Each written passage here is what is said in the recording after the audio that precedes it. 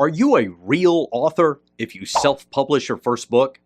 That question is asked far more frequently than it deserves, and it is one of the biggest red herrings an author faces. Traditional publishing and self-publishing have two things in common.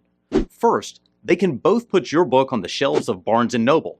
And second, both paths are tough, and either way you better be willing to work. The biggest advantage of self-publishing is that your book can get published tomorrow. The only person you have to convince to bet on the book is yourself.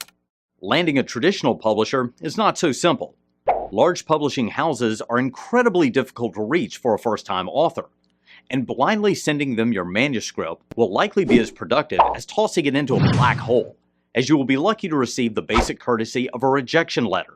To have any chance of running the defense gauntlet of a large publisher, you will need an agent, but landing a reputable agent is an equally daunting task, as they receive thousands of queries a year, and on average only accept around 4% of what they receive. Without an agent, your chances of being signed by a large publisher on your first book are somewhere in the neighborhood of 1,000 to 1.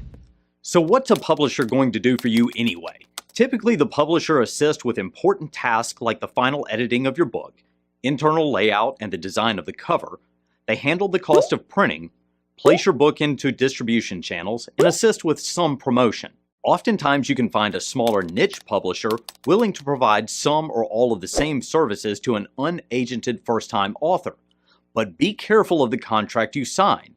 As an unproven commodity, you have very little bargaining power, and the terms of even a best-case scenario contract will make it difficult for you to make money on your first title. Even worse, the publisher may try to tie you up under the same terms for your second book, which is where emerging authors typically see their value jump the most. The good news is that many of the basic services provided by a publisher can be handled at a relatively low cost by a number of talented freelancers. There are also plenty of high-quality print houses that will be more than happy to assist you with the physical production of your book, resulting in a product identical to what the publisher would have produced.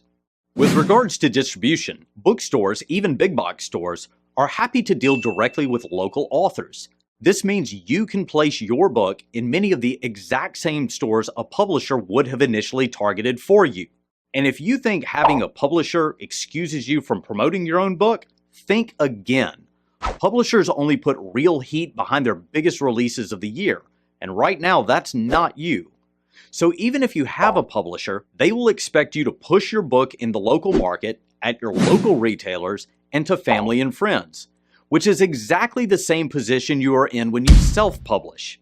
At the end of the analysis, your biggest risk in self-publishing your first book is the cost of printing, which you can anticipate to be around $5 for a well-produced hardback book.